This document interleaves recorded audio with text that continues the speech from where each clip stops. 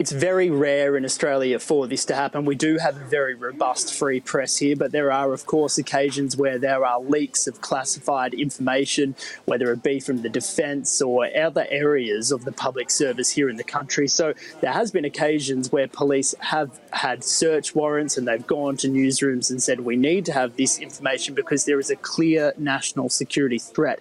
But today is a little bit different because that search warrant is very, very broad. It actually goes to drafts that were written, graphics, notes by these reporters. Basically, any preparations for this story was about allegations of misconduct by soldiers rather than actual documents specifically themselves. So it is different to what we've seen before, but the idea of police entering the newsroom is uncommon, but it has happened before.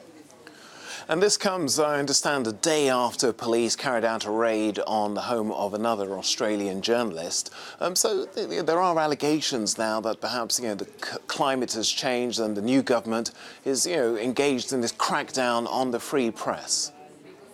Well, the government certainly disputes that. They say that the timing of these two police raids in 2 days doesn't actually have anything to do with them winning the election recently. But the question is asked, of course, why is this happening now? Both of these stories, the case of the ABC story and the one produced by that reporter yesterday, they were both published a year or even 2 years ago. So many people are questioning why this is happening now. Now, that really comes down to a lot of concerns about freedom of the press here. There isn't a particularly heavy regulation of the press here, but there is now that concern that will especially be in the minds of people who want to whistleblow or give some information to journalists about misconduct. If I do this, will there be a chance that the police end up raiding the home of that journalist and then maybe perhaps my own home?